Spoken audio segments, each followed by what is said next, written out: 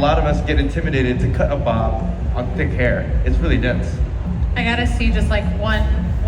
I'm in this with you, okay? I'm just gonna take a break. I gotta watch just one time.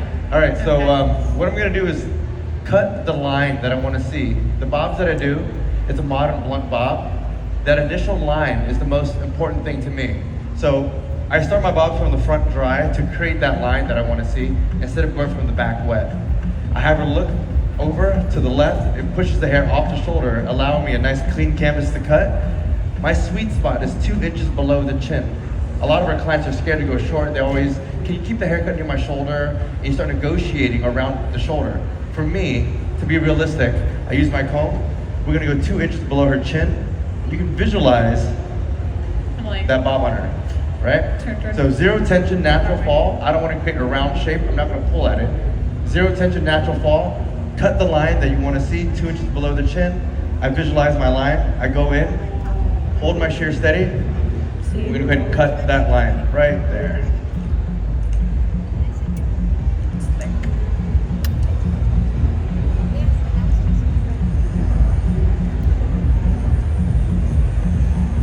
I like to sit when I cut. It keeps my eye level to the hair, so I'm not doing like all these crazy yoga moves. And if you want to charge more for your haircuts, sit down. Don't I look pretty cool sitting down? Yeah, you want to charge more money? Sit down and cut hair. It works. All right, Presley, what you got going on? Oh, snap. I just gotta see it once. You guys like that line? Woo! That does something to me, I don't know. I'm like, listen, it's a little hot in here. I'm just gonna undress a little bit. You're dressed for you're dressed all for right. Chicago. I'm like, who's catching it? That bob got her going. I'm kidding.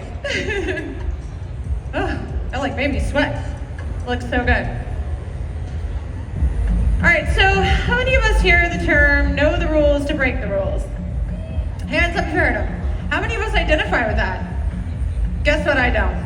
I'm Virgo, and I'm like, no, the rules are your friend. There's a different term for rules, and it's called fundamental, right? If it's not a fundamental, it's someone else's rules, and I don't follow those, okay? So there are laws of physics, right? Laws of geometry, laws of color, right? So I implement all of these things in hair cutting or hair color, hairdressing in general.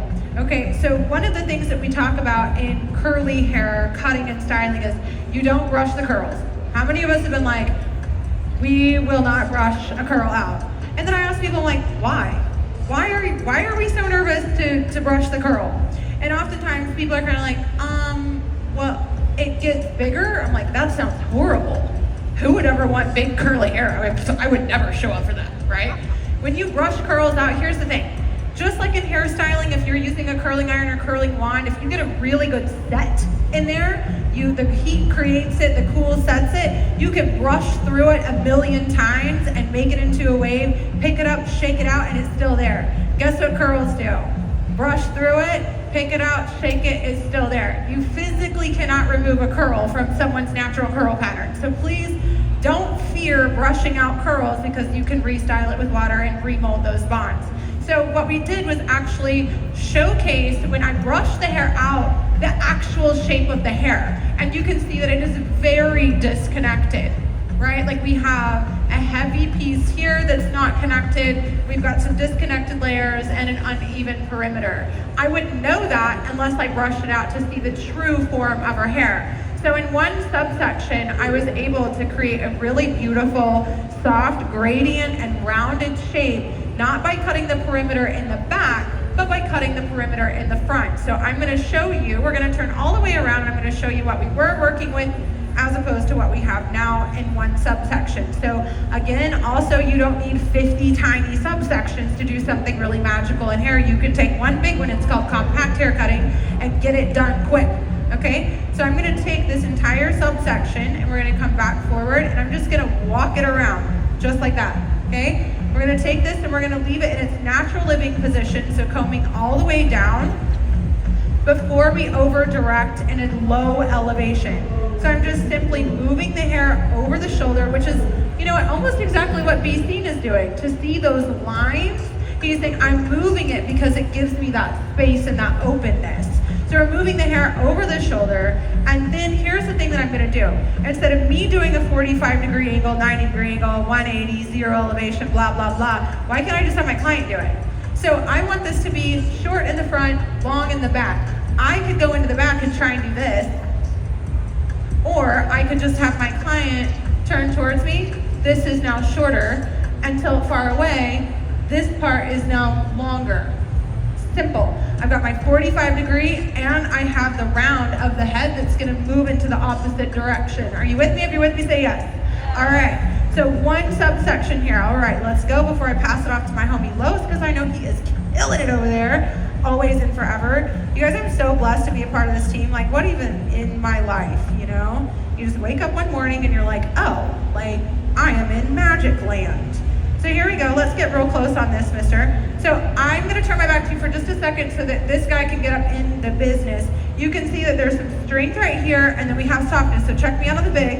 And we're just going to take that right up, 0 to the floor. Obviously, I'm elevating, but really the hair lips here. I'm just holding it because I can.